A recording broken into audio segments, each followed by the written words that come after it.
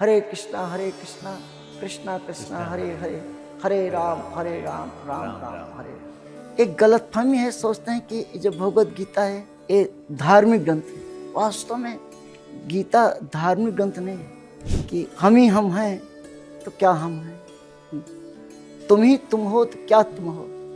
जन्नते खुशियाँ इसी में हैं कि हम भी हो और तुम भी हो। सूखा पड़ता है मई जून के महीने में तो सरकार खुद कहती है कि मानसून लेट हो रहा है, वैज्ञानिक लोग कहते हैं पानी नहीं मिल रहा है। अरे तुम वैज्ञानिक को जब पानी का फॉर्मूला मालूम तो बना लीजिए, बनाओ पानी, पिलाओ पानी, दो किसानों को क्यों रोकते हुए जब भगवान की दिया कर। अर्थात इस मॉडर्न युग में भी पानी तक के हम भगवान पर निर्भर। वैज्ञानिकों ने तो प्लास्टिक के आप कागज के फूल बनाए, लेकिन भगवान का बनाया हुआ हर श्रृंगार, चंपा चमेली कचनार, इतने सुंदर से फूल, ये भगवान के दिए हुए। भगवान भगवान होते हैं, इंसान इंसान होता है। इंसान इंसान होता है। आप धीरेन्द्र शास्त्री से मिले हो, पीएम मोदी जी से मिले हो, हेमा मालिनी जी से मिले हो, रेखा गुप्ता जी से भी मिले हो, तो ये सब लोग भी मानते हैं कृष्ण को। और जो हमारे यहाँ भी आए थे 26 फरवरी को 2019 को, उसी दिन हमारे इंडिया ने पाकिस्तान पर एयर स्ट्राइक किया था। ओह, तब की बात है जी प्रभु जी। तो सुबह एयर स्ट्राइक किया, शाम को हमारे यहाँ आए मोदी जी जी। और जब उन्होंने प्रवचन स्टार्ट किया हमारे इस्कॉन ऑडिटोरियम में, तो इसी से किया कि सुबह शस्त्र और शाम को शास्त्र। क्या हम जितने संगठित रहेंगे, इकट्ठे रहेंगे, भेदभाव छोड़ करके, उतने हमारी शक्ति आगे होती। कहते हैं ना कि जब मुट्ठी बन जाती है तो पावर बढ़ जाती है। हम सब एक ही प्रभु कृष्ण के ही संतान अंश हैं, तो हमको एक होना ही चाहिए। देखा है जैसे हम जीना चाहते हैं, एक चीज़ भी जीना चाहते हैं, इसलिए जियो और जीने दो। ये विश्व की गुहार है, ये कृष्ण की पुकार है, ये युद्ध ही तो वीर का प्रमाण है। कौरवों की भीड़ हो या पांडवों का नीड हो, जो लड़ सका है वो ही तो महान है। कि शाम के बिना तुम आधे, तुम्हारे बिना शाम आधे, राधे राधे। और इस भव्य सागर से अगर पार निकलना है तो जपते रहिए ये नाम, राधे राधे, और बनते रहेंगे आपके काम। बहरहाल काम करने के लिए अपना आ गए हैं अनटोल्ड ट्रुथ लेकर, and presented by Barkat mind body soul wellness, and एक और नया एपिसोड।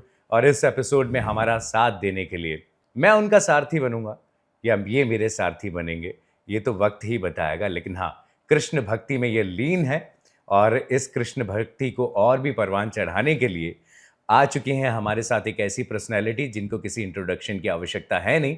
एचजी राजेंद्र नंदन दास प्रभु हमारे साथ जुड़ चुके हैं। इनके बारे में मैं आपको बता देता हूं, नेशनल डायरेक्टर हैं ISKCON communication and vice president ISKCON India. Radhe Radhe, जय श्री कृष्ण। राधे राधे। बहुत बहुत स्वागत है सबसे पहले आपका। हरे कृष्ण। कैसे हैं आप, कैसा चल रहा है जीवन? कृष्ण कृपा से सब ठीक चल रहा है, सब बढ़िया है। बिल्कुल। चलिए शुरुआत करते हैं, थोड़ा सा पिछले दिनों की तरफ आपको लेकर जाते हैं। कहते हैं कि भगवान को सबसे अति प्रिय अगर कोई है तो वो है एक कलाकार होता है, एक आर्टिस्ट। हम सब अपना किरदार निभा रहे हैं, कृष्णा ने सबको अपना किरदार दिया है, लेकिन आपका वो किरदार याद करना चाहेंगे। स्टूडियो नंबर 10 बजे का समय था, शुरुआत कैसे की थी आपने कलाकार के रूप में? ये तो बिल्कुल जब हम यंग थे और प्रयागराज से आए थे, तो कॉलेज लाइफ से ही कविताएं, गीत, गज़ल, कहानियाँ लिखना आरंभ कर दिया था। तो जैसे हम यहाँ आए तो हमारे एक बहुत अच्छे मित्र थे, कादम्बनी के संपादक अवस्थी जी, श्री राजेंद्र अवस्थी जी। तो मैं कादम्बनी का रेगुलर राइटर था। उसमें हर महीने हमारी कविताएं जो शिविकाएँ होती हैं वो छपती थी, 4 लाइन की। देखन में छोटन लगे, गाँव करें गंभीर। क्या बात! तो उसमें हम मास्टर थे लिखने में शिविकाएँ। तो कुछ शिविकाएँ लिख करके जब हम पहली बार गए उनके पास, तो जो सबसे हमारी शिविका 4 लाइन के उनको प्रभावित किया अवस्थी जी को, वो था कि एक प्रेमी एक प्रेमिका की सुंदरता का तारीफ करता है जी। तो उसमें लिखा था कि चांद को तुम नहीं वो तुम्हें देखता है। क्या बात है! चांद को तुम नहीं वो तुम्हें देखता है, तभी तो हर रात को बाहर निकलता है। क्या बात कि है, क्या चांद बात तुम्हें देखने के लिए बाहर निकलता है। इससे वो बहुत प्रभावित थे और हमको अपने हृदय से लगा लिया। कहे कि आप तो युवा कवि हो, बहुत अच्छा लिखते हो, अब हर महीने हमारी कादम्बनी के लिए लिखा करेंगे। तब से लिखना शुरू किया। फिर उन्होंने हमको राय दिया था कि आप रेडियो में क्यों नहीं ट्राई करते। तो हम कुछ सिक्काएँ लेकर के, क्योंकि हमारे किसी से कोई परिचय नहीं था, तो आकाशवाणी के रिसेप्शन पे गए। तो वहाँ पे जो मैडम बैठी थी, उन्होंने कहा कि आप जो यंग युवा वाणी पे जाइए। तो कोई एक मैडम, मैं नाम भूल गया हूँ, वो आकाशवाणी रीवा से उनकी पोस्टिंग हुई थी। ओके। हाँ। तो उस समय फॉर्म वगैरह नहीं फिल करना नहीं, पड़ता था, डायरेक्ट आप जा सकते डायरेक्ट हमको गए। तो हमने उनसे कहा मैडम से कि आप मेरा वॉइस टेस्ट कर लीजिए, रेडियो के लिए हमारी वॉइस कैसी है। कहीं कि आपकी आवाज़ इतनी मधुर और अच्छी है कि वॉइस टेस्ट करने की जरूरत ही नहीं। ये देखिए, ये सबसे बड़ा कॉम्प्लीमेंट होता है। हाँ, चीजें तो चल रही इस है। तरह से है। फिर हमारे को उन्होंने कहा कुछ कविताएं आपको हमको दे के जाइए। तो मैं मैडम को दे दिया था। जी। फिर 3 दिन के बाद मुझे फ़ोन आ गया कि आपको स्टूडेंट नंबर 10 में सुबह 10 बजे पहुंचना है और आपको कविता पाठ करना, काव्य गोष्ठी में आपको पार्टिसिपेट करना। मैं बड़ा खुश था, क्योंकि गांव में रेडियो में सुना करता था, दिल्ली जब आया था पर रेडियो सुना करता था, लेकिन सोचता था कि कभी हमारा मौका मिले तो हम भी सुनाएंगे। फिर मिला, बहुत अच्छा लगा। पहले जो लड़ सका है वो ही तो महान है। आज के युवाओं में सबसे बड़ी लड़ाई ये है, टेंशन, कि दूसरे की थाली में लड्डू इतना बड़ा क्यों है। एंजाइटी है, स्ट्रेस है, डिप्रेशन है, और युवा काफी सारी चीजों में आज उलझा हुआ है। देखो, युवाओं को अगर कुछ करना है और अपने जीवन को सुरक्षित करना है तो उन्हें भगवत गीता तो जरूर पढ़ना चाहिए। एक गलतफहमी है, सोचते हैं कि जो भगवत गीता है ये धार्मिक ग्रंथ है। वास्तव में गीता धार्मिक ग्रंथ नहीं है। ये जो भगवत गीता है ये भगवान की वाणी है, भगवान का दिया हुआ संदेश है, और जीवन कैसे जिया जाए इसकी शिक्षा भगवत गीता में है। तो अगर हमारी युवा पीढ़ी भगवत गीता को पढ़ेगी, सुनेगी, समझेगी, तब उन्हें समझ आएगा कि वास्तव में कितनी अज्ञानता में है सब। क्योंकि गीता का जो दूसरा अध्याय है वो आत्मा और शरीर के बारे में शिक्षा देता है। जी। जब तक हम अपने आप को नहीं पहचानेंगे, शरीर को नहीं जानेंगे, तो अपने आप को जानना बहुत जरूरी है। इसीलिए गीता का जो दूसरा अध्याय है, जिसमें भगवान अर्जुन के माध्यम से पूरे समाज के, विश्व समाज को शिक्षा देते हैं कि मैं कौन हूँ और शरीर क्या है, आत्मा और शरीर का अंतर बताते हैं। तो अगर आप कहें तो हम थोड़ा सा इसको हम हाईलाइट कर सकते हैं। जी। जो दूसरा अध्याय है, जैसे अगर इस समय हम बोल रहे हैं आपके चैनल के माध्यम से, लोग सुन रहे हैं, आंखें, अगर हम ये कहें कि आंखें नहीं देखती हैं तो ये सत्य है। वास्तव में आंखें नहीं देखती हैं, कान नहीं सुनता है, जीवा नहीं बोलती है। अब इसको हम समझाते कि आंखें नहीं देखती, वास्तव में आंखों के माध्यम से हम देखते हैं, क्योंकि हम आत्मा हैं। आत्मा ही देखती है, आत्मा ही बोलती है, आत्मा ही सुनती है। अर्थात मैं ही बोलता हूँ, मैं ही देखता हूँ, मैं ही सुनता हूँ और मैं ही स्वाद लेता हूँ, मैं हूँ। लेकिन ये जो हमारे अंग हैं ये सब क्या है, माध्यम है। तो शरीर में और आत्मा में यही अंतर है। जब शरीर और आत्मा एक साथ होते हैं तभी हमारा जीवन होता है। और इस जीवन की यही परिभाषा है कि तन, आत्मा और शरीर एक साथ होते जीवन होता है। अगर इन दोनों में से एक नहीं है तो जीवन नहीं है। जैसे शरीर है, आत्मा नहीं है तो बेकार है, मृत शरीर है।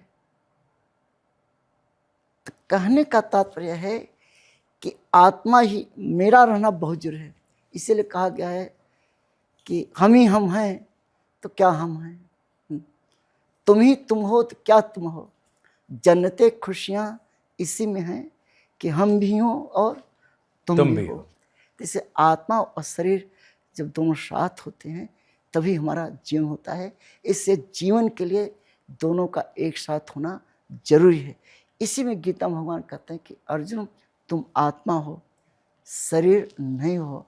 शरीर नश्वर है लेकिन आत्मा तो अजर और अमर है। नैनम छिंदन्ति शस्त्राणि नैनम दहति पावक। तो गीता का जो दिव्य ज्ञान है ये हमारी सारी युवा पीढ़ी सबको पढ़ना चाहिए, चाहे वो बालक हो और युवा हो, वृद्ध, सबको पढ़ना चाहिए। हर मनुष्य, हर इंसान को गीता पढ़ना चाहिए, क्योंकि एक गीता का जो ज्ञान है मनुष्यों के लिए, जानवरों के लिए नहीं है। क्या बात है, बिल्कुल सही कहा आपने।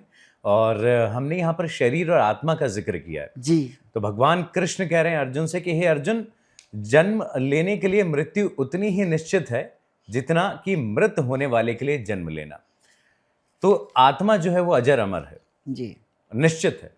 निश्चित का शोक फिर लोग क्यों करते हैं? आपका प्रश्न बड़ा अच्छा है। तो गीता में भगवान इस अच्छी तरह समझाते हैं कि जो जन्म लेता है उसकी मृत्यु निश्चित है।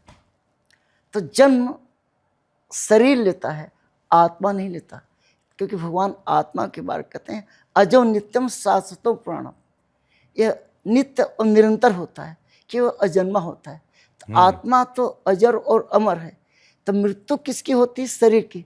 तो शरीर ही जन्म लेती है, लेकिन इसीलिए माँ के गर्भ में पहले शरीर बनता है। जैसे ही आत्मा प्रवेश करती है फिर बच्चा हिलने डुलने लगता है।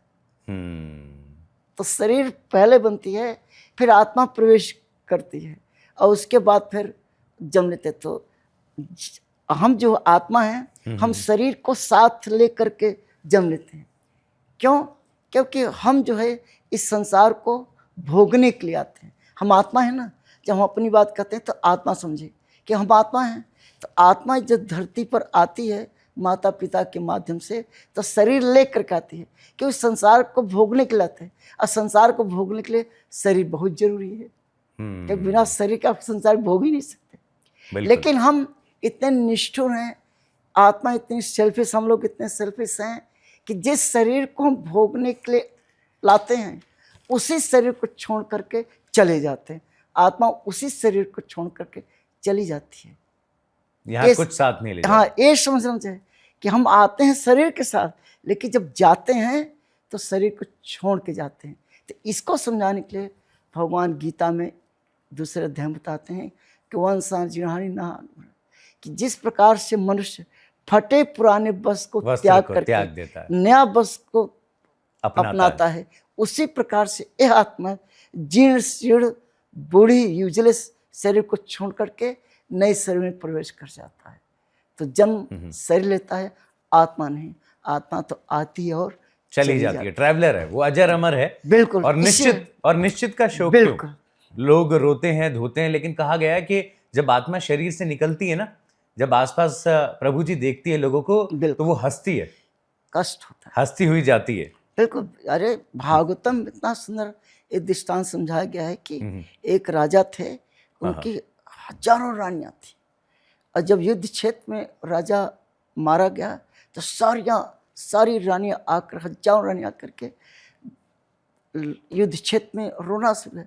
इतना रोया कि आकाश तक आवाज उनकी पहुंच गई। तो स्वयं अमराज जो है बालक का भेष बदल करके उन रानी को समझाने के आए। तो भाई रोने से कुछ नहीं, ये तो निश्चित है, क्योंकि मृत्यु जिसकी हुई है वो दोबारा जन्म भी लेगा। भगवान कृष्ण कह रहे हैं अर्जुन से कि किस लिए शोक कर रहे हो? शोक करने का काम है नहीं। ये तो सिर्फ ये जो सोल है, ये बिगिनिंग और इसकी एंडिंग मृत्यु और जन्म के बीच में है ही नहीं, इससे ऊपर है। चलिए, ये मृत्यु बिल्कुल भगवान ने ज्ञान ही इसके दिया है कि तुम्हें शोक न करो। भगवान ने तो गीता, भगवान ने ये बताया कि देखो जितने राजा हैं तुम्हारे नातेदार, ये सब मेरे द्वारा पहले ही मारे जा चुके हैं। मैं तो तुम्हें निमित्त बात बुलाता हूँ। इससे अर्जुन कोई अपना नहीं, यही सच्चाई है, कोई अपना नहीं। आज जिसको हम माता पिता या पति पत्नी मानते हैं, है ना, पिछले जन्म में कहाँ थे, किस योनि में था, कुछ पता नहीं। कुछ नहीं। अब मरने के बाद फिर नहीं मिलने वाले हैं। वास्तव में जन्म और मृत्यु ये समझना बहुत जरूरी है आप सब कि जन्म लिया तो मृत्यु निश्चित है। तो जन्म और मृत्यु के बीच में समय कैसे कटे उसके लिए संसार बसाया जाता है। ये शादी ब्याह, लाना नानी, दादा और ये भी दादी, माया है, ये भी ये माया माया है। ये सब समय को पास करने के लिए, इसलिए जैसे ही समय आ जाता है सब को छोड़कर चले जाते हैं। लेकिन जब तक हम संसार में मोह माया में लोग फंसा रहता है। ये इसके लिए ये बनाया गया है, अदरवाइज कोई किसी का नहीं है। भगवान गीता में यही समझाते हैं कि एकमात्र मैं ही सबका शुभ चतुर खु अर्जुन, सुरितम सर्वभूता नाम।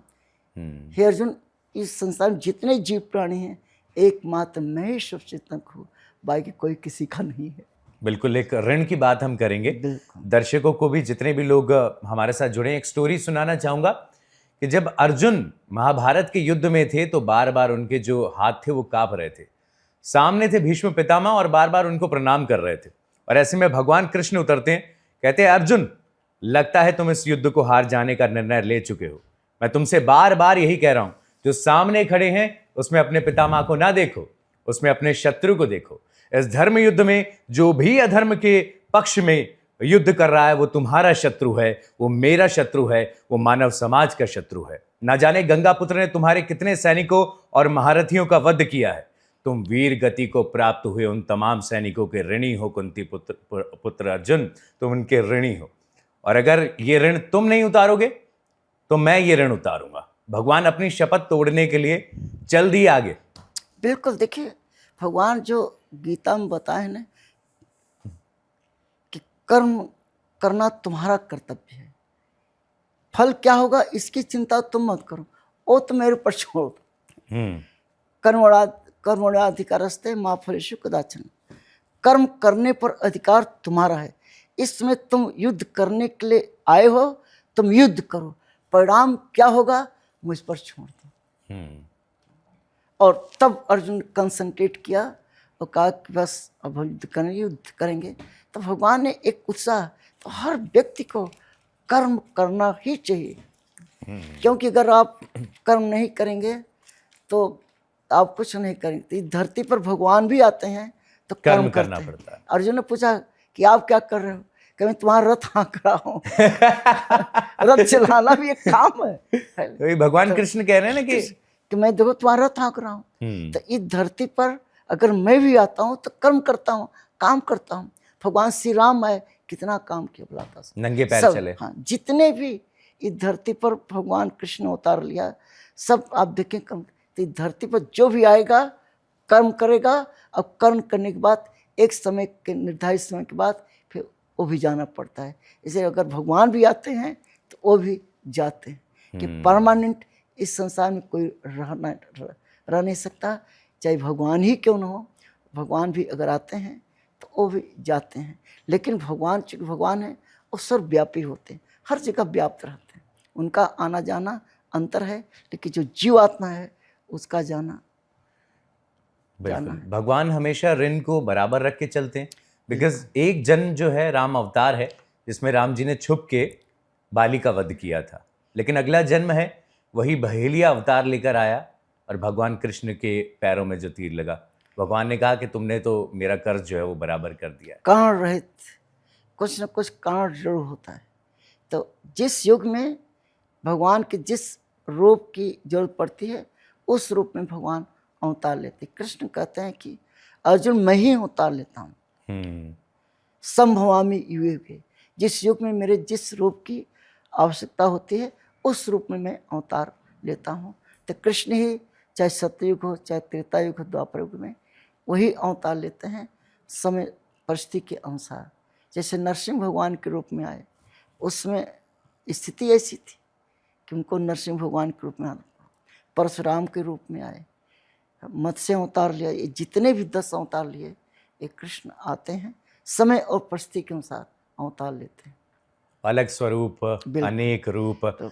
लेकिन भगवान ने अर्जुन को जो दिखाया वो था विश्व रूप, जहां पर एक तरफ पूरा अंधेरा, दूसरी तरफ उजाला, जहां पर एक तरफ गहराई तो दूसरी तरफ नरसंहार।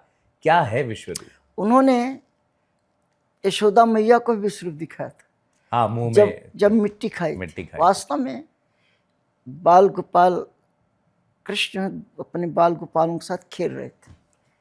उसके बाद उन्होंने मिट्टी उठाई और मुंह में डाल ली। बलराम जी दौड़ के गए, यशोदा मैया से कहा कि देखो कान्हा ने मिट्टी खाया हो।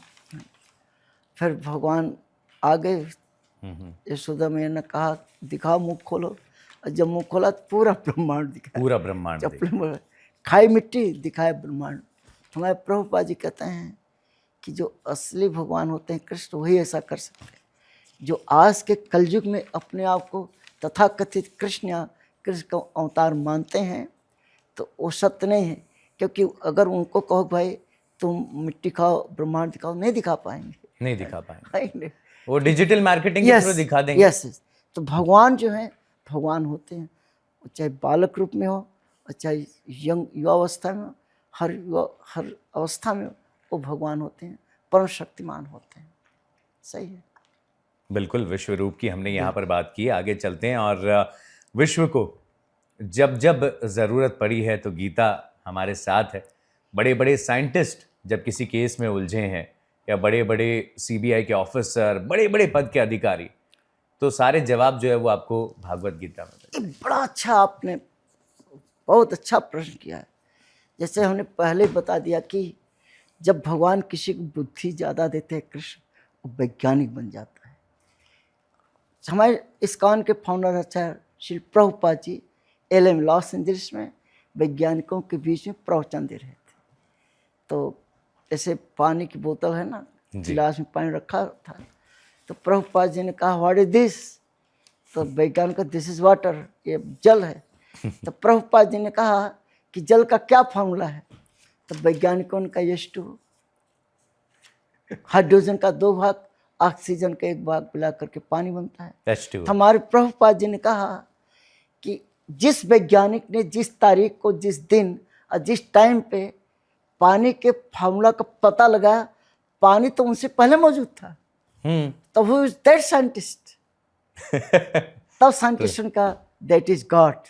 तब प्रभुपाद ने कहा यस। और चूंकि भगवान का हम नाम जानते हैं, भगवान का नाम है कृष्ण, कृष्ण ही भगवान है, भगवान ही कृष्ण है, तो पानी देने वाले भी कृष्ण ही हैं। और आज इस परिस्थिति में भी जब वैज्ञानिक अपने चरम सीमा पर चढ़ गया है, लेकिन फिर भी पानी का जो सिस्टम है वो भगवान का बनाए के सिस्टम से ही सबकी तृप्ति होती है।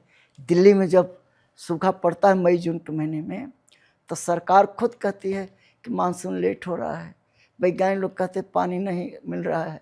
अरे तुम वैज्ञानिक को जब पानी का फॉर्मूला मालूम तो बना लीजिए, बनाओ पानी, पिलाओ पानी, दो किसानों को, फिर क्यों रोकते हुए जब भगवान की तैयार कर। अर्थात इस मॉडर्न युग में भी पानी तक के लिए हम भगवान पर निर्भर हैं। तो इसीलिए भगवान का नाम लेना चाहिए, हरे कृष्ण महामंत्र का जप करना चाहिए, गीता पढ़ना चाहिए युवाओं को भी। इसलिए क्योंकि जो आप जल पीते हो भगवान देते हैं, जो आप फल खाते हो भगवान देते हैं। आज तक किसी वैज्ञानिकों को ये नहीं मालूम कि अनार का क्या फार्मूला है। एक बार श्री प्रभुपाद जी वैज्ञानिकों के बीच प्रचार कर रहे थे, तो प्रभुपाद जी ने कहा कि तुम लोगों को 10 मंजिल 25 मंजिल तक पानी पहुंचाने के लिए क्या लगाना पड़ता है, कहीं टुल्लू पंप लगाना पड़ता है, और वे तभी काम करेगी जब बिजली रहेगी। तो प्रभुपाद जी ने कहा कि हमारे भगवान इतनी ऊंचाई पर पानी बिना टुल्लू पंप के, बिना बिजली के पहुंचाते हैं। तो प्रभुपाद जी ने उदाहरण दिया, क्योंकि हमने वैज्ञानिक की चर्चा की। प्रभुपाद जी ने कहा देखो हमारे भगवान कितने महान हैं कि नारियल का पानी सब पीते हैं, दाव जिसे बोलते हैं, कहे कि वो नारियल का पेड़ कितना लंबा होता है ना, और वो जो है नीचे से पानी चढ़ता है और जाकर नारियल के उस पर गिराते हैं। हाँ। ऐसा नारियल पानी भगवान मतलब वैज्ञानिक नहीं बना सकता, स्टोर हो जाए अब बिना टूल पंप के, बिना बिजली के। तो ईश्वर से महान कोई नहीं है। जितना वैज्ञानिक भी आज अगर खा रहा है, पानी पी रहा है, सब कुछ भगवान का दिया है ना। वैज्ञानिकों ने तो प्लास्टिक के और कागज के फूल बनाए, लेकिन भगवान का बनाया हुआ हर श्रृंगार, चंपा, चमेली, कचनार, इतने सुंदर से फूल, ये भगवान के दिए हुए हैं। भगवान भगवान होते हैं, इंसान इंसान होता है, इंसान इंसान होता है। और इसीलिए इन युगों की रचना भी की गई है सतयुग, त्रेता बिल्कुल। युग, द्वापर युग, कल युग, ये युग बार बार चलते रहते हैं इसी तरीके से। इस सिस्टम बना हुआ, अच्छा अच्छा। ये हमारे वैदिक सिस्टम, सनातन, ये तो सनातन संस्कृति, हम्म। तो ये सनातन। रिपीट होता रहता है। बिल्कुल। और कहते हैं कि अगर इससे बाहर आपको निकलना है, मैट्रिक्स को अगर तोड़ना है, तो एक चीज बहुत ज्यादा चल रही है आजकल, वो है मोक्ष। मोक्ष का द्वार क्या है? ये मोक्ष का द्वार, और क्या इससे पितरों को भी मोक्ष मिलता है इसका पाठ करने से? देखो फल भगवान, मिलता है? भगवान तो कहते हैं कि देवताओं की पूजा करने वाले देवलोक को जाते हैं, भूतों की पूजा करने वाले भूत लोक को जाते हैं, पितरों की पूजा करने वाले पितर लोक को जाते हैं। लेकिन जो मेरी भक्ति करते हैं, वो मुझ में समा, मेरी पूजा करते हैं, वो मेरे दिव्य धाम गोलोक वैकुंठ लोक में आते हैं। वैकुंठ लोक। तो सबके अपने अपना लोक है, जिसमें जिनका प्रेम है वहाँ पहुँच जाता है। ये भगवान ने खुद क्लियर किया है। इसे भगवान एक ही है, ईश्वर परम कृष्ण सच्चिदानंद विग्रह अनादिर आदि गोविंदम सर्व कारण कारण। ईश्वर एक ही है भगवान। ये ब्रह्मा जी का श्लोक है। ब्रह्मा जी खुद बोलते कि ईश्वर परम कृष्ण, अगर परमेश्वर है तो कौन है? कृष्ण है ना। इनका न कोई आदि है न कोई अंत है, सारे कारणों के परम कारण भगवान ही हैं। इसलिए जब देवताओं लोग भी हार जाते हैं तो ब्रह्मा जी के साथ भगवान के पास जाते, प्रार्थना करते हैं, तब भगवान प्रकट अवतरित होते हैं कहीं ना कहीं। अवतरित और वो रूप अलग अलग रहता है हर युग के हिसाब से, समय से स्थिति के अनुसार। अर्जुन के लिए अलग है, दुर्योधन के लिए अलग है। जब दुर्योधन को दिखाया तो ये था कि मुट्ठी में तीनों काल कृष्ण देख। का मतलब सर्वाकर्षक, जो व्यक्ति सबको सब प्रकार से आकर्षित करे उसे कृष्ण कहते हैं। क्या बात है ना। गोपियों के बीच में गोपेश्वर कहलाते हैं, है ना। अब देखिए, अब बाल लीलाएं करते हैं, यशोदा मैया को जो है वात्सल्य रूप का आनंद देते हैं, है ना। ये सारे रूप रस, है ना। और योगियों के बीच में योगेश्वर कहलाते हैं, ज्ञानियों के बीच में सबसे बड़े ज्ञानी कहलाते हैं, है ना। और भगवान कृष्ण से कि राजनीतिज्ञों के बीच में कुशल राजनीति कहता थे। अब महाभारत के युद्ध में इतने तख्ता पलट कर युद्ध में वही केंद्र में वही रहे, सही रणनीति, तो राजनीतिज्ञ में कुशल करता। तो कृष्णा इज परफेक्ट। मैं प्रभुपाद जी अंग्रेजी अच्छी थी तो ज़्यादा अंग्रेजी में प्रवचन दिया प्रभुपाद जी। तो Krishna is perfect, you take knowledge from him and be perfect. अर्थात कृष्ण जो हैं परिपूर्ण हैं, उनका ज्ञान लीजिए और आप भी पूर्ण बनिए। अर्थात कृष्ण का जो दिया गया ज्ञान है, अगर हम इसको अपनाते हैं तो हम भी पूर्णता की ओर आगे बढ़ते हैं। क्या बात है। इसीलिए कहा जाता है कि मुट्ठी में तीनों काल देख, पद के नीचे पाताल देख, अंबर में कुंतल जाल देख, मेरा स्वरूप विकराल देख, सब जन्म मुझी से पाते हैं और लौट मुझी में आते हैं। दुर्योधन को कह रहे हैं, यदि मुझे बांधना चाहे मन तो पहले बांध अनंत गगन, शून्य को साध ना सकता है तो मुझे बांध कहाँ सकता है। कोई भगवान कोई बांध नहीं, कैसे बांध सकता है? खुद बन जाएगा, लेकिन भगवान को नहीं बांध सकता। जब यशोदा मैया भगवान को रस्सी से बांध रही थी, है ना। एक घटना थी दीपावली के दिन, दिवाली का दिन था। उसी दिन जो है वो क्योंकि माखन जो इकट्ठा किया था उन्होंने फोड़ करके बहा दिया था जमीन पे। तो गुस्सा होकर यशोदा मैया उनको ओखल में बांधने लगी और रस्सी 2 उंगली छोटी पड़ जाती थी। हाँ, क्योंकि भगवान को बांध ही नहीं सकता। जब कृष्ण ने देखा कि मैया उनको बांधना चाहती हैं, अब बांध नहीं पा रहे, तब भगवान को दया आ गई और बंधवा लिया। नहीं, भगवान को कौन बांध सकता है? भगवान कहते हैं कि मुझे बंधोष में प्रेम रज्जु से, मुझे सिर्फ प्रेम की रस्सी से बांधा जा सकता है, बाकी रस्सी से कोई नहीं बांध सकता। प्रेम की ही एक ऐसी रस्सी है कि मैं बंध जाता हूँ। प्रहलाद को कह रहे हैं, प्रहलाद के सामने प्रकट हुए, दर्शन दिए तो कहा, प्रभु मेरे समक्ष प्रभु। कह रहे, प्रभु नहीं, दास, तुम जैसे भक्तों का तो मैं सिर्फ दास ही। वास्तव में भगवान तो गीता में उद्धव जी से कहते, भगवान भागवतम में आता है उद्धव प्रसंग। तो उद्धव जी से भगवान कहते हैं कि अहम भक्त पराधीन। हे उद्धव जी, मैं अपने भक्तों के अधीन हूँ, मेरे भक्त जैसे नचाते हैं मैं नाचता हूँ। अब प्रहलाद महाराज के पिताजी ने जब झल्ला करके पूछा, तुम्हारा भगवान कहाँ है? जो दिखाई नहीं देता, है ना। स्तंभ में भी तब है। बड़े विनम्रता से प्रहलाद महाराज कहे कि हम में, तुम में, खड्ग खम्भ में, सब जग व्यापक श्याम। कि हे पिताजी, मेरे प्रभु, मेरे भगवान, आपके अंदर, मेरे अंदर, एक आपकी तलवार में, इस खम्भे में भी है। तब उनके पिताजी हिरण्यकशिपु बड़े क्रोध के, इस खम्भे भी हैं, मैं देखता हूँ तुम्हारे भगवान को। और कह करके जैसे ही तलवार से खम्भे पर प्रहार किया, भगवान वहीं से प्रकट हो गए, जय श्री नरसिंह भगवान के रूप में। तो कहने का तात्पर्य है कि भगवान अपने भक्तों को इतना मानते हैं कि अपने भक्त के वचन को सत्यापित करने के लिए प्रकट खम्भे से प्रकट हुए, नहीं ऊपर से, नीचे से, दाएं से, बाएं से, कहीं से भी आ सकते हैं भगवान। प्रकट होकर पकड़ सकते थे।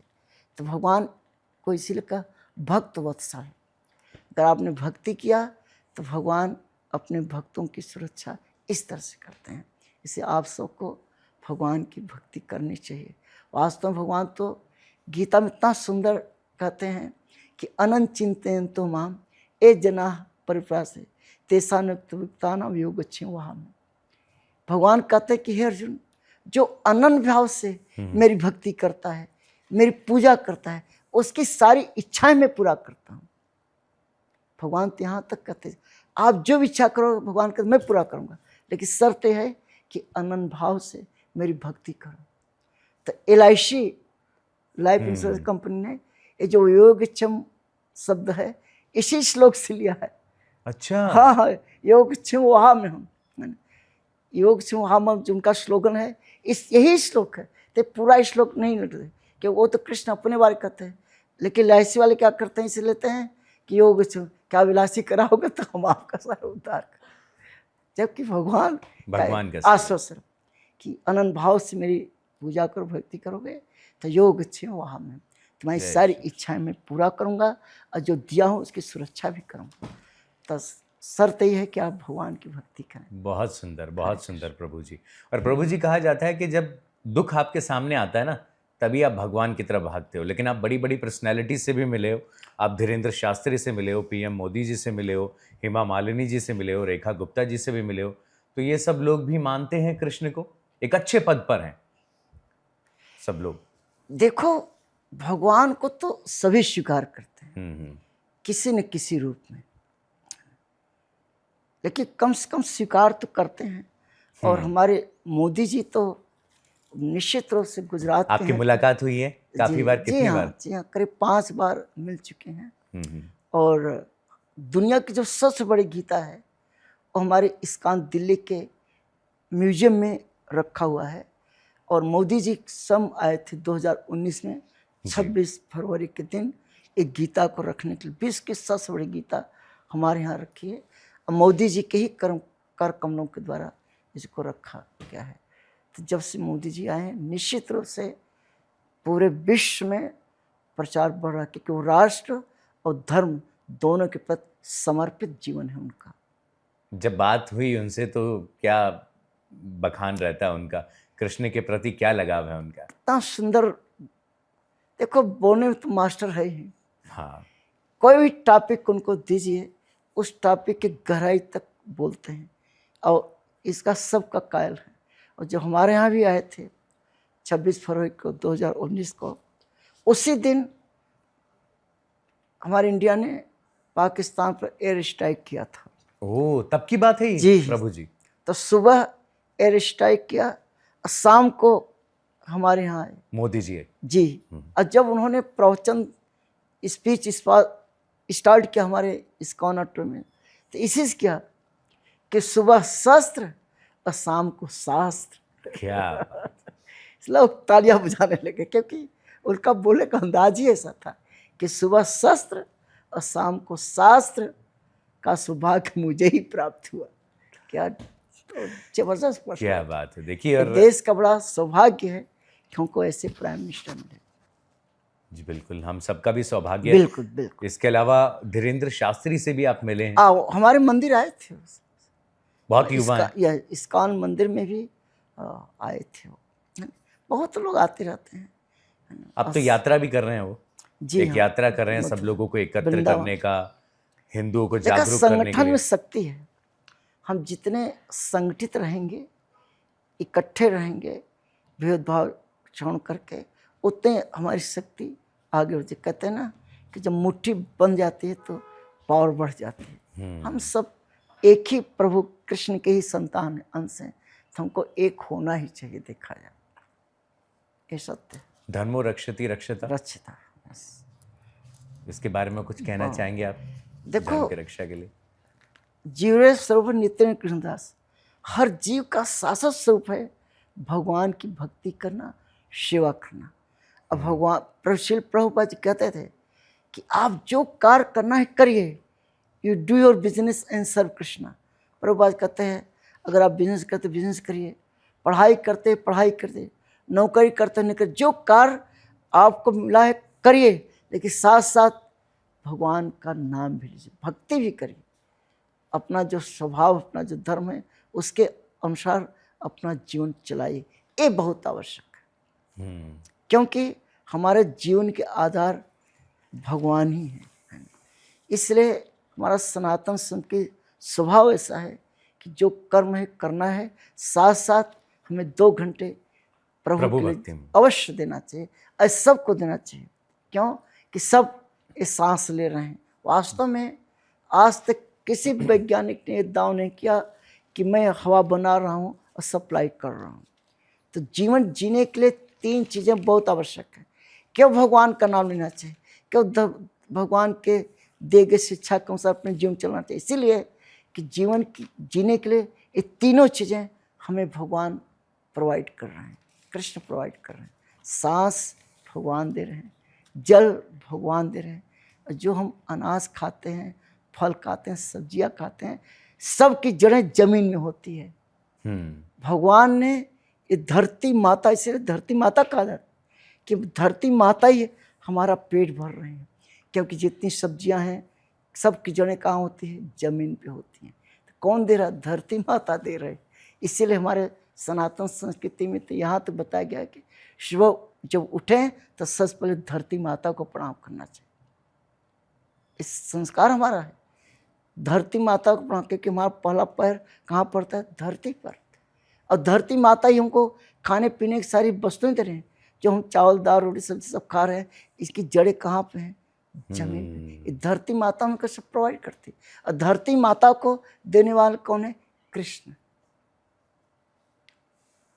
और सबकी जड़ें यहाँ हैं और भगवान देते हैं। इसीलिए कहा गया है कि हमें जो माताएं होती हैं, धरती माता और फिर ओ माता पिता, उनको हमको सुबह उठ के प्रणाम करना चाहिए। ये हमारा संस्कार कहता है। जिन माता पिता आपको जमीन पर लाए, इस संसार में लाने वाले माता पिता होते हैं, जिन्होंने आपको धरती पर लाया है, उसका उन्हें कभी नहीं हो सकते।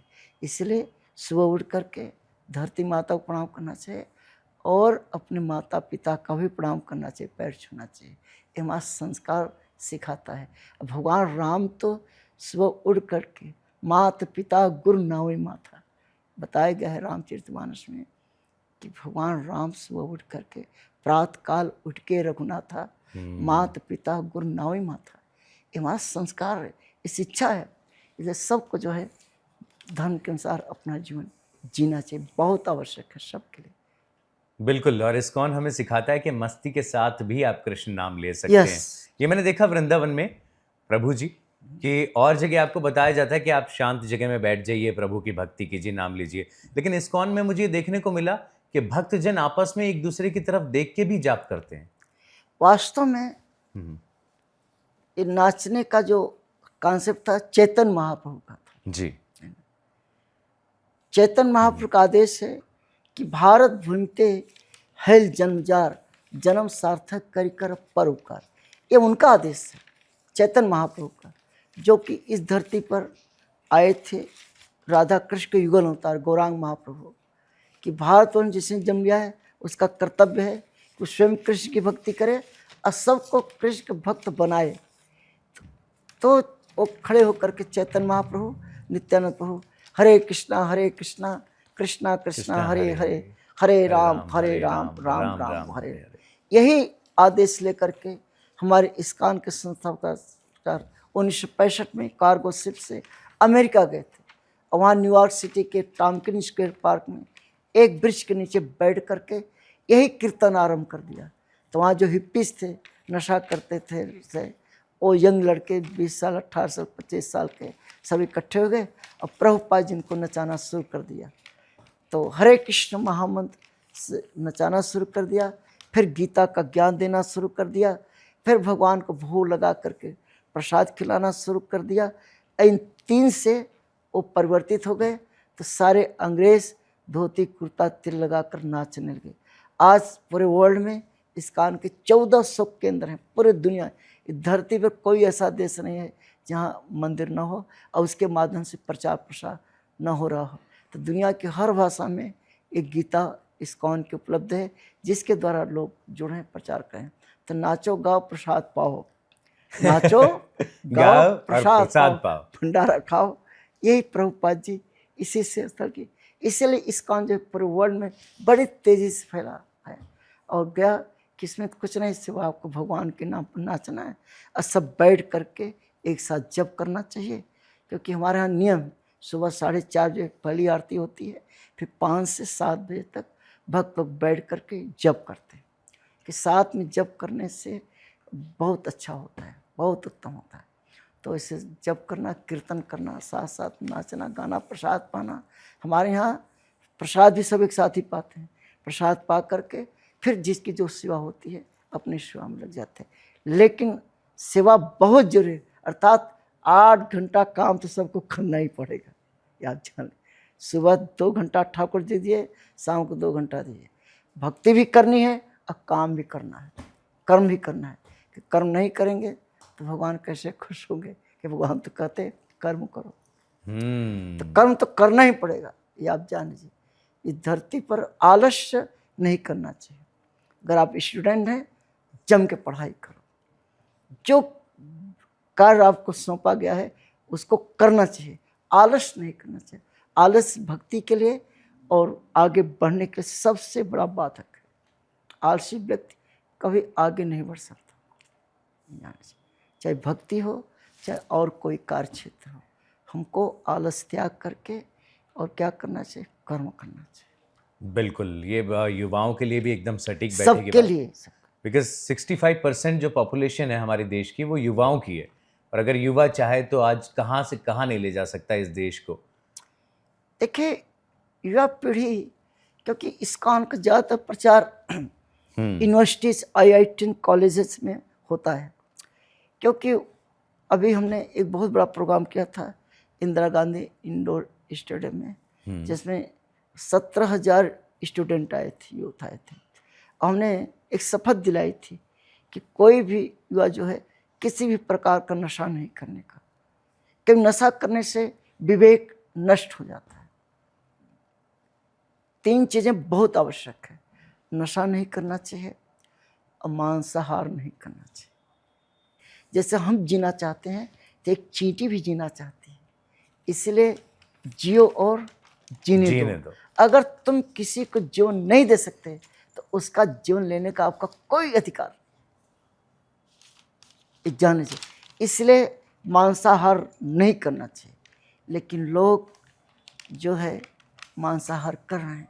गीता में भगवान कहते हैं अर्जुन से कि पत्रम पुष्पम फलम त्वयं, कि अर्जुन पत्र, पुष्प, फल और जल, ये सात्विक भोजन जो मुझे अर्पित करता है मैं इसे खाता हूँ। और हे अर्जुन, जो भगवान हमारे मुझे भोग लगाए बिना खाता है वो पाप खाता है। इसीलिए भगवान को कहीं भी पूरे दुनिया में चले जाए, भगवान को जब भोग लगता है, भगवान भंडारा होता है, तो लहसुन प्याज तक नहीं डाला जाता। क्योंकि जो तामसिक आहार भगवान को अर्पित नहीं किया जाता। अब भगवान कहते हैं कि बिना मुझे भोग लगाए बिना खाना ही नहीं चाहिए। तो इसलिए हर इंसान को सात्विक भोजन ही लेना चाहिए और भगवान को भोग लगा करके प्रसाद रूप में पाना चाहिए, तब उसका फल मिलेगा। क्योंकि जैसा करेगा आहार वैसे बनेगा विचार, जैसा खाएंगे अन्न वैसे बनेगा मन। तुम्हारा सात्विक आहार भगवान को भोग लगा करके लेते हैं, तब हमारे विचार और कर्म क्या होते हैं? सात्विक हो गए। अब बाकी चीज़ें का तामसिक होते हैं। अब मांसाहार हो गया, लहसुन प्याज, बहुत सारी चीज़ें हैं जो नहीं खाना चाहिए, ये तामसिक। क्योंकि इसीलिए जो राक्षस प्रवृत्ति के लोग होते हैं उनको निशाचर कहा जाता है। निशा को मतलब रात्रि में चलने, जो रात को चलते हैं। इसे आप देखा, जितने नशेड़ी गंजेड़ी भंगेड़ी हैं, नशा करने मांसाहार, ये रात को ही निकलते हैं रोड। खुद का होश नहीं है कहाँ चल रहा हाँ है। खुद, क्योंकि नशा करने से विवेक नष्ट हो जाता है, मांसाहार करने से दया की भावना खत्म हो जाती है। आज लोग मर्डर के, एक दूसरे को मार काट कर रहे हैं, क्यों? दया नहीं है कि सब मांसाहारी। समस्या है कि मांसाहार करने से दया की भावना खत्म हो जाती है।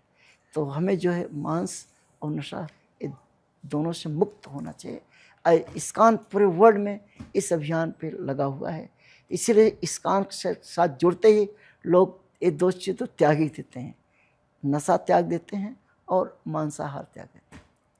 जैसे मैं जब इस्कॉन के संपर्क में आने से पहले मैं चाय पीता था, कॉफ़ी पीता था, है नहीं, लहसुन प्याज खुद दबा के खाता कि हम लोग तो गांव के हैं, वहाँ खेती होती है, खेती होती है तो खाया जाए। लेकिन जैसे इसका संपर्क है सब छूट गया। तो इसीलिए हम भी छोड़ सकते हैं, अगर किसी चीज़ को हम अपना सकते हैं तो छोड़ भी सकते हैं। बिल्कुल। इच्छा शक्ति अगर हमारी मजबूत है तो इस सभी युवाओं से सबसे मेरा अनुरोध है कि आप लोग नशा से दूर रहिए, तभी आप कुछ कर पाए। क्यों? नशा से विवेक ही नष्ट हो जाता है। जब आप विवेक में नहीं रहते, आप क्या सच है क्या झूठ है, डिसीजन ले आप पाएंगे? डिसीजन नहीं ले सकते। इसलिए नशा मुक्त होना बहुत जरूरी है, और मांस से मुक्त। गीता में भगवान ने नहीं कहा अंडम मटनम चिकनम, ये श्लोक में नहीं होता है, भगवान ने नहीं, भगवान तो सीधा बोला पत्रम पुष्पम फलम तम। जैसे कई कई आपने होर्डिंग देखा होगा, वहाँ लिखा था संडे हुआ मंडे रोज खाओ अंडे, लेकिन यमराज मारेंगे डंडे। डंडे यमराज के डंडे। आचार विचारों का खेल है सब, विचारों की से बहुत जरूरी है जी। हमें इन सब चीज़ें से मुक्त होना चाहिए।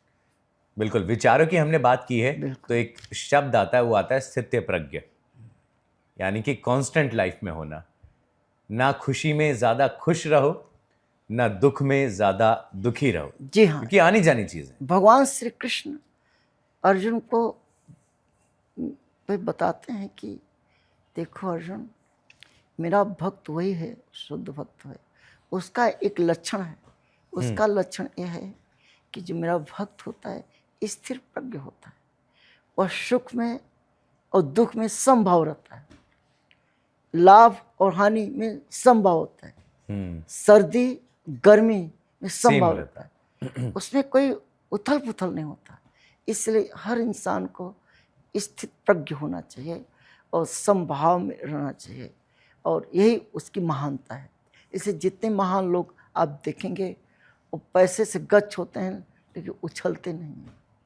एक कहावत भी है, अथ जल गगरी छल कच जाए। हमें इससे बचना चाहिए। तो हमको जो है हर चीज़ को सहन करने की शक्ति होना चाहिए, सुख को भी और दुख को। जब दुख है तो विचलित होना चाहिए, और जब सुख है तो ज़्यादा उछलना नहीं चाहिए। ये बहुत आवश्यक है। ये आजकल बहुत ज़्यादा हो रहा है समाज में, इसकी बहुत कमी है, जबकि ये बहुत आवश्यक है जीवन जीने के लिए। क्योंकि मेटेरियलिस्टिक चीज़ें तो आपके साथ रहेंगी नहीं, वो तो एक दिन पीछे छूट जाएंगी। हंसा जब जब चला अकेला ही उड़ा। प्रभुपाद जी बोलते थे कि हमें संतोष होना चाहिए, है ना। अगर हमारे पास एक गाड़ी है और बाहर का बड़ी गाड़ी देख रहे हैं तो हमें उस पर नहीं जाना चाहिए। प्रभुपाद कहते हैं अगर आप सड़क से जा रहे हो और कोई फुटपाथ पे सोया हुआ है तो आपको अपना घर याद करना चाहिए कि देखो हमारे भगवान ने कितनी कृपा की है कि हमको एक घर तो दिया हुआ, छोटा ही सही, लेकिन दिया। तो हम फुटपाथ पर नहीं सो रहे हैं। आप सबको, आप किसी अपंग अपाहिज आदमी को देखते हो तो अपना शरीर को ध्यान रखा करो। देखो भगवान हमको कहा अपाहिज तो नहीं बनाया। हमेशा अपने से नीचे वालों को देखो, अपने से ऊपर आप नहीं देख सकते क्योंकि फिर कोप मंडूक हो जाएंगे। जैसे कोप मंडूक की कथा प्रभुपाद सुनाते थे। एक कुएं का मेढक वो यहाँ छलांग लगाता है तो वहाँ जाता है, वहाँ वो कच के कोप मंडूक है, एक सीमा के अंदर ही रहता है। तो एक बार क्या हुआ, एक नदी का मेढक कुएं के पास आ गया तो कुएं के मेढक से बोलता है कि तुम इतनी छोटी जगह में रहते हो। तो कुएं के मेढक बोला कि आप किस जगह से आ रहे हैं? कि हम तो नदी में तो बड़ा विशाल होता है। तो कहीं कितना बड़ा नदी होता है? तो कहीं इतना बड़ा होता है। ऐसे का पूरा ऐसे किया, फट गया, उसका पे मर गया हो। हमको ऐसा नहीं होना खुद का नुकसान। यस, खुद का नुकसान। हम्म, हमें सीमित उसमें अवस्था होना चाहिए। मस्त रहो, व्यस्त रहो, ये बहुत जरूरी है। हमें कभी भी दूसरों बड़ों का वो नहीं दिखना चाहिए, क्योंकि स्काई है नो लिमिट। ऊपर जाने का कोई सीमा नहीं है। आपसे बढ़कर एक से बढ़कर एक सूरमा बैठे हों। आप मानो जब हनुमान जी लंका गए थे, तो हनुमान जी ने जब लंका को देखा, सोने की लंका, आप सोचना, पूरी लंका सोने की बनी हुई थी। हनुमान जी जब प्रवेश किया और जब सीता जी की खोजने लगे, हर एक कमरे घुस देखने लगा, तो कब उन्होंने सोने की लंका में आग इसी लगाई कि देखने में तो पूरे लंका सोने की है, लेकिन इसके अंदर इतना गलत काम हो रहा है। सारे राक्षस ने क्या नहीं करे, सब अपनी आंखों देखा कि ऐसे लंका में तो आग लगा देना चाहिए। एक तो स्थिति देख कर के आग लगाई, और दूसरा जो अशोक वाटिका जहाँ सीता जी नीचे बैठी थी, ऊपर हनुमान जी छिपे थे, तो त्रिजटा नाम की एक राक्षसनी आई। उसने कहा कि मैंने एक सपना देखा है कि लंका में कोई बानर प्रवेश कर गया है और सोने की लंका में आग लगा दी है। तब हनुमान जी का माथा ठनका कि त्रिजटा तो भक्ति थी, सीता जी की सखी बन गई थी। कहीं लगता मेरे प्रभु ने मैसेज इसके माध्यम से भेजा फॉरवर्ड है, किया, आग भी कर दे। तो हनुमान जी ने आग लगाई। क्या बात। क्योंकि अगर हम आग नहीं लगाएंगे तो बेचारे जो सपना देखे झूठा कलाएगा इसका सपना। बहुत ही सुंदर। त्रिजटा के सपना को साकार करने के लिए हनुमान जी ने आग लगाई। इसीलिए ये जो बड़े बड़े महल, बड़े बड़े 5 स्टार होटल, 7 स्टार होटल सब दिख रहे हैं, इनके अंदर क्या चल रहा है ये नहीं पता, वो देखना चाहिए। हनुमान जी ने वही देख करके आग लगा दी। बहुत ही इतना गलत कारण। बहुत तो ही इसीलिए इंसान को आप एक छोटे से महल में रहो। अरे भगवान श्री कृष्ण जब शांति दूत बनकर गए, तब दुर्योधन ने बड़े अहंकार से कहा, आज का डिनर आप हमारे यहाँ करेंगे। भगवान ने प्रसाद के 56 प्रकार का भोग आप हमारे खाना। भगवान ने ठुकरा दिया। भगवान ने कहा कि जिन हाथों से तुम बचपन से मेरे 5 पांडव भक्तों को दंड देते, कष्ट देते आए हो, उन हाथों से मैं कैसे खा सकता हूँ। अब भगवान ने ठुकरा करके सीधा विदुर जी के घर गए और साग खाए और केले के छिलके खाए। तो भगवान भाव के भूखे हैं, आपके 56 भोग के भूखे नहीं। इसलिए भाव से समर्पित करो। बिल्कुल, बहुत ही सुंदर कहानी आपने बताई है। दर्शकों के लिए भी एक सुंदर कहानी मैं बता देता हूँ। सुंदरता के भी कई मायने होते हैं, जैसे कि आप हनुमान चालीसा पढ़ते हैं, आप बजरंग बाण पढ़ते हैं, सुंदरकांड का पाठ भी होता है, लेकिन आपको लगता है कि वो कितना सुंदर है। तो मैं आप बता दूं उसके पीछे क्या स्टोरी है कि प्रभु मुद्रिका मेली मुख माही। उस समय पॉकेट होते नहीं थे। हनुमान जी ने जब समुद्र को पार किया तो एक छलांग के साथ पार किया, और जिस पर्वत पर वो चढ़े ना छलांग मारने के लिए, और जो उस मुद्रिका को जब था मुंह में रखा अपने अंगूठी को जो राम जी ने दी थी, एक छलांग में जब पार किया समुद्र को, जिस पर्वत पर वो चढ़े थे उस पर्वत का नाम था सुंदर पर्वत। कितना सुंदर वाक्य है ये, बहुत सारे लोगों को नहीं पता होगा, लेकिन अगर आपको पहले पता था और ये कॉन्वर्सेशन आप एंजॉय कर रहे हैं तो प्लीज कमेंट करके बताइएगा हमें। बड़ा सुंदर प्रसंग है ये। वो अंगूठी जो है भगवान ने जब दिया हनुमान जी को, तो सारे बानरों को जो है भेज दिया।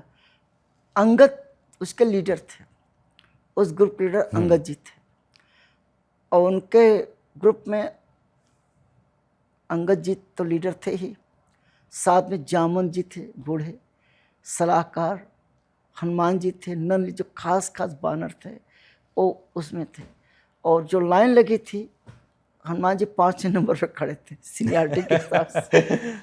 खुद कॉन्फिडेंस नहीं था उनको। तो भगवान राम ने हनुमान जी को बुलाया।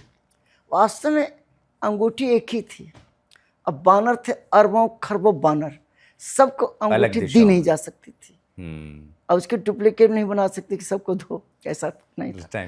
भगवान राम चूंकि भगवान है, वो त्रिकालज्ञ उनका नाम है, तो वो जानते थे कि हनुमान जी पहुंचेंगे। भगवान है ना, भगवान को सब पता रहता है। ये तो क्रेडिट दे रहे हैं हनुमान जी। हनुमान जी बुलाया और हनुमान जी से कहते हैं अंगूठी देते हुए कि जब आप सीता जी के पास जाना तो ये अंगूठी दिखाओगे तो उन्हें विश्वास होगा कि तुम मेरे दूत हो। इसका मतलब भगवान ने वहीं कर दिया कि हनुमान जी ही जाएंगे, सीता जी को अंगूठी दिखाएंगे। सब पहले से भगवान को पता है। अब वही अंगूठी लेकर के हनुमान जी छलांग लगाई, जय श्री राम बोल करके, और एक छलांग में वहां पहुंच गया।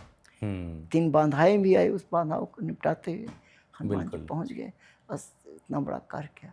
भगवान जब वापस आए हनुमान जी, तब भगवान राम जो है कहते हैं कि मैं इसमें तुम्हें कुछ दे नहीं सकता, लेकिन मैं तुम्हारा आलिंगन कर सकता हूँ। भगवान श्री राम ने हनुमान जी को गले लगाया।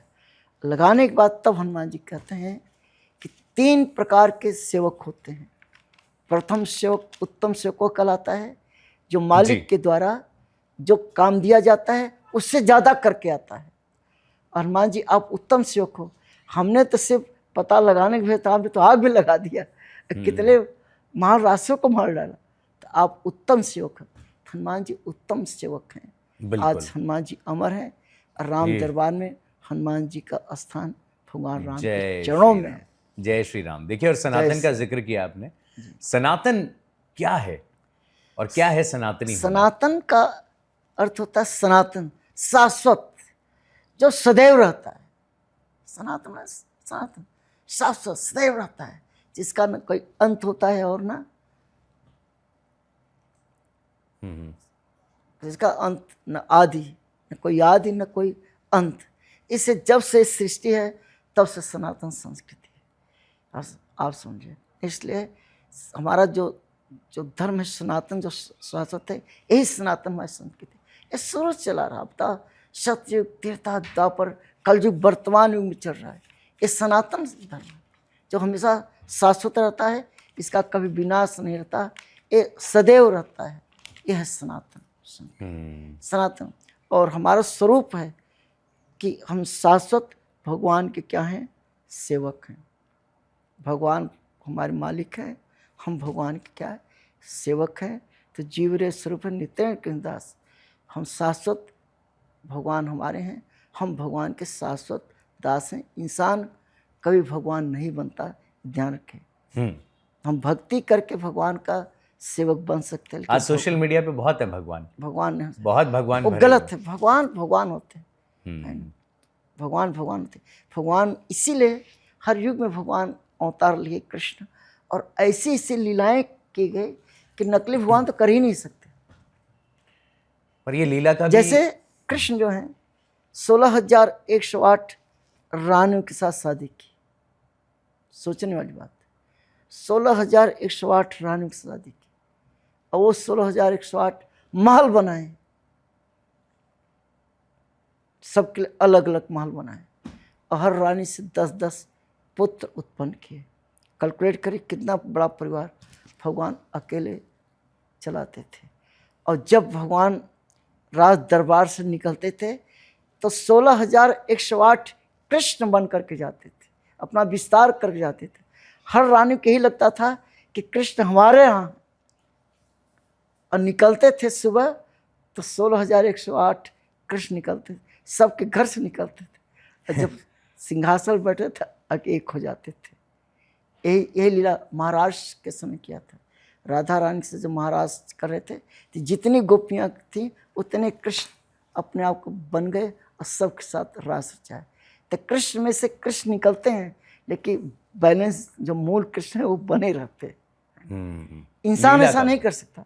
इंसान अपने घर के एक कमरे में है तो दूसरे एक कमरे में नहीं है, तो इंसान तो कोई भगवान बन ही नहीं सकता, पहुंच भी नहीं सकता। घटिया बहुत सोच है ये, जो ऐसे लोगों से सावधान रहना चाहिए। इसलिए प्रभुपाद कहते हैं कोई कलयुग में अपने आप को भगवान कहता है कि मैं कृष्ण हूँ, कृष्ण के अवतार होता हूँ। कई ऐसे साधु संत जो अपने कृष्ण का अवतार माना आज जेल की सजा काट रहे हैं। भगवान तो जेल में पैदा हुए आपसे, और कृष्ण ही एक ऐसे भगवान हैं कि जो जेल के अंदर प्रकट हुए। आप चलो मथुरा की जेल वो जेल कृष्ण कंस ने बनवाया था। तो कंस की जेल मथुरा में भगवान प्रकट हुए। किससे प्रकट हुए? कि उनके माता पिता जेल में थे, तो अपने माता पिता को जेल से छुड़वाने के लिए भगवान जेल में पैदा हुए, है ना। और सारा प्लान करके तब छोटे से बालक बने। तो भगवान कहते हैं गीता में कि जन्म कर्म चमे दिव्यम, अर्जुन मेरा जन्म और कर्म दिव्य होता है। इंसान अगर इतना समझ जाएगा तो मेरे धाम को आ जाएगा, लेकिन हम समझ नहीं पाते। भगवान का मेरा जन्म भगवान का दिव्य, कि भगवान वसुदेव देव के सामने चतुर्भुज रूप में प्रकट हो गए, शंख चक्र गदा पद्म। कोई इंसान इससे जन्म लेता है? ये जितने नकली भगवान अपने आप कहते हैं मैं भगवान कृष्ण कहता, ये कैसे जन्म लिए? सोशल मीडिया के भगवान है बस। एक गलत, और सबसे बुरी बात है लोग इनको फॉलो कर रहे हैं, लोगों ने भगवान बनाए। देखो संसार में धोखा देने वाले भी हैं और धोखा खाने वाले भी हैं। बड़ा उल्लू छोटों को उल्लू बना करके अपना उल्लू सीधा कर रहा है, ये सच्चाई है। लोगों को असल, क्योंकि अगर गीता पढ़ेंगे ना तब पता चला। गीता कोई पढ़ता नहीं, सब अपने हिसाब से जो चल रहा है, ऐसे थोड़ी होता है। तो इसलिए ये जो भगवत गीता है सबको पढ़ना चाहिए कि ये दिव्य ज्ञान है, ये हमारी कर्म करने की शिक्षा देती है। पढ़ेंगे तब आपकी ज्ञानता दूर होगी, जब अज्ञानता दूर होगी तब आप हृदय में दिव्य ज्ञान हृदय प्रकाशित, जब आप दिव्य ज्ञान में आएंगे तब आपको सच्चाई नजर आएगी। बिल्कुल। एक सवाल और है, सवाल तो क्या है कि भगवान की लीला तेरी तू ही जाने, जय विजय यही जन्म लेते हैं, भगवान इनका संहार करने के लिए आते हैं। और ये जो पूरी माया है ये कहीं ना कहीं लोगों को दिखाने के लिए होती है कि माया लोग है। देखिए भगवान जब इस धरती पर आना चाहते हैं, और लड़े तो किससे लड़े? कोई टक्कर देने वाला हो। तो ये पहरेदारी थे, मैं बता देता हूँ, जय विजय इनके पहरेदारी थे जिनको श्राप था। वैकुंठ लोक में जय विजय एक गार्ड थे, एक तरह से पहरेदार थे, जरूरत है। तो भगवान से मिलने के लिए ब्रह्मा जी के 4 पुत्र सनक, सनातन, सनत कुमार, ये बालपन थे, कोपिन तक नहीं पहनते थे, नंगे जड़ंगे भगवान का दर्शन करने गए। इन लोगों ने रोक दिया, जय विजय को रोक दिया। एक का नाम था जय, एक का नाम विजय। जब रोक दिया तो इनको आ गया गुस्सा, न श्राप दे दिया कि हमको रोका है, लो तुम लोग 3 बार राक्षस बनोगे। राक्षस बनने का श्राप दे दिया, और श्राप दे करके वो गए मिले। बेचारे उन्होंने प्रार्थना की, तो कई 3 बार बनने के बाद भगवान के द्वारा ही तुम्हारा क्या होगा? उद्धार होगा। भगवान खा तो ही तुम्हारा उद्धार होगा। तो उसीलिए भगवान जो है, ये जो है यही जय विजय, हिरण्याकश्यप और हिरण्याक्ष दोनों भाई, कुंभकर्ण और रावण, फिर कुंभकर्ण रावण बने। और जो है कलयुग में भी ये जो है ये बने, क्या हो जाते हैं, कलयुग की हम बात करेंगे। भगवान प्रकट जी। तो 3 बार ये आए, है ना, और इनका उद्धार भगवान के द्वारा ही इनका उद्धार। अगर किसी चीज़ को हम अपना सकते हैं तो छोड़ भी सकते हैं। संडे हुआ मंडे, रोज खाओ अंडे, लेकिन यमराज मारेंगे डंडे। 16,108 रानियों के साथ शादी की, और हर रानी से 10-10 पुत्र उत्पन्न किए। कैलकुलेट करिए कितना बड़ा परिवार भगवान अकेले चलाते थे। कहते हैं यशोमती मैया से बोले नंद लाला, राधा क्यों गोरी मैं क्यों काला। हमारे दिल्ली वाले तो शौकीन है बाहर घूमने का, सैटरडे संडे आना चाहिए। छुट्टी आई और निकल गए वृंदावन, और राधे राधे करेंगे, और जब दिल्ली आ जाएंगे फिर अपने असली रंग में सब भूल जाएंगे। भय होता है पापियों में अब भी, या फिर हम निर्भय हो गए हैं पापी कहीं ना कहीं? कि भगवान जब हर जगह व्याप्त है तो फिर मंदिर बनाने की क्या जरूरत है? राक्षस प्रवृत्ति के लोग होते हैं, उनको निशाचर कहा जाता है। निशा को रात्रि में चलने, जो रात को चलते हैं। इसे आप देखा, जितने नशेड़ी गंजेड़ी भंगेड़ी हैं, नशा करने मांसाहार, ये रात को ही निकलते हैं रोज। ये जो बड़े बड़े महल, बड़े बड़े 5 स्टार होटल, 7 स्टार होटल सब दिख रहे हैं, इनके अंदर क्या चल रहा है ये नहीं पता, वो देखना चाहिए। हनुमान जी ने वही देख करके आग लगाई। संसार में धोखा देने वाले भी हैं और धोखा खाने वाले भी हैं। बड़ा उल्लू छोटों को उल्लू बना करके अपना उल्लू सीधा कर रहा है, ये सच्चाई है। लोगों को असल, क्योंकि अगर गीता पढ़ेंगे ना तब पता चले। गीता कोई पढ़ता नहीं कि मैं सुई के नोक के बराबर जमीन नहीं दूंगा। तब भगवान कहे बेटा अब युद्ध होगा ही होगा, टलेगा नहीं।